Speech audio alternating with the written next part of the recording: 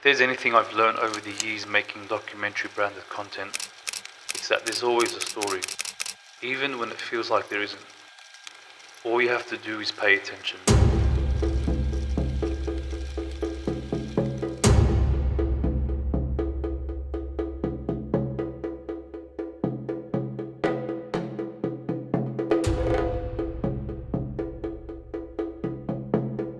So I moved to Lebanon about 3 months ago, and it's been a while since I picked up the camera to tell stories, and I kind of had a craving for it. So when I met my cousin's husband, who is a furniture restorer here, Hi.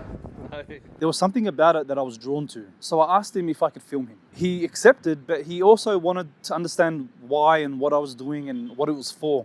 And to be honest, I didn't really have an answer. I just said to him, look, I just want to practice my craft and just get a little bit better at what I do. And I just mumbled on, and I remember his face thinking like, sure, why not? So we agreed to meet up on the following Friday, and he picked me up. We were heading to his showroom. However, when I got there, it just felt like this isn't it.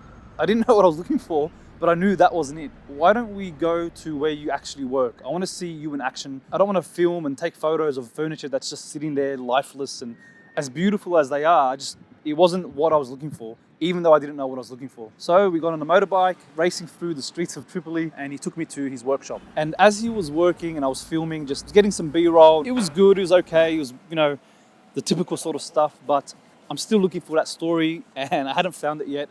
And I was wondering what questions I could ask to kind of draw out the right responses. I wanted to hear about his philosophies, or maybe a story that represented their brand and what they do. And the questions that I'm thinking of are very typical questions like, what do you do? Why do you do this? Is it a passion of yours? Questions that maybe ChatGPT would spit out. And as he was working, the electricity cut out. Here, most people would stop. Most people, without light, there's nothing really to shoot. Maybe wait until the electricity comes back. In the West, if the electricity cuts out, that's time for a smoker, that's a half an hour break or whatever it is. But here in Lebanon, where the electricity cuts out often, it's like a very common thing. They only get maybe 3 hours of government electricity a day. For him, it was normal. So what he did was he continued. At the time when the electricity cut out, he was sharpening a blade with an electric grinder. He didn't stop sharpening that tool, he just pivoted and started sharpening it manually. When I noticed this, in my head, I knew this was it. He is a story that is connected to his brand, that shows something deeper than what I came to film. It was what I was looking for in the first place without realizing that I was looking for it. But the connection wasn't there yet, at least in my mind. And I can see it in his face, he was like, oh damn, the electricity cut out.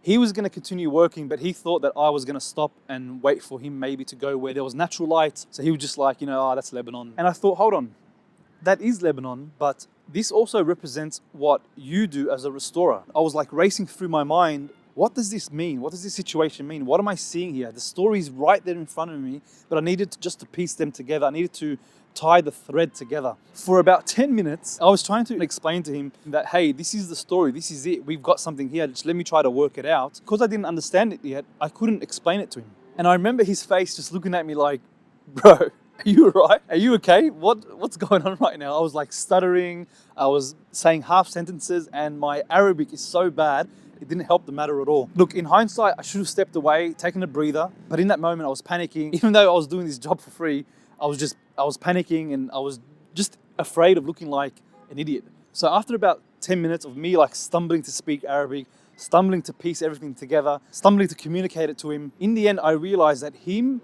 continuing to work is a symbol of resilience. And what he does as a restorer of old furniture here in Lebanon is an act of resilience. And to continue working even when the electricity is cut out, it really represented not only what his business is about, but what Lebanon as a whole is about. It's about continuing even when the odds are against you.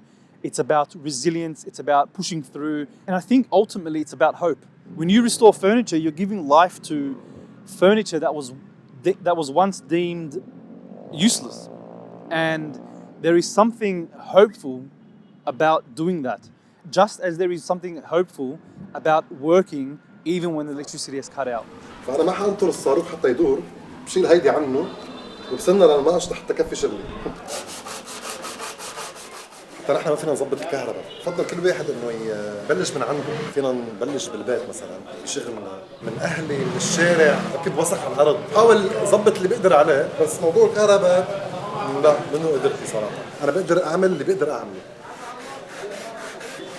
So after about 10 minutes, I thought of like a line that could tie everything together. So instead of controlling everything that's outside of your control, rather you focus on what's in your control. And for people that are looking to restore their old furniture, that's also a symbol of what they're doing. Yes, they can't fix Lebanon as a whole. You can't clean up all the streets. You can't fix the way people think or the way people behave or the shooting in the air when they celebrate pretty much everything. You can't fix that, but you can fix that old piece of furniture that's just been sitting there for years. It's probably been passed down through generations. That you can do. So why not start there? So this series is about how to find the story in everything. I've been telling stories for about 8 years now for small businesses and personal brands. And in this series, I want to share with you how to find the story in everything. Everything has a story. So maybe tune in next time. I don't know if you want. Like, subscribe, etc. Why?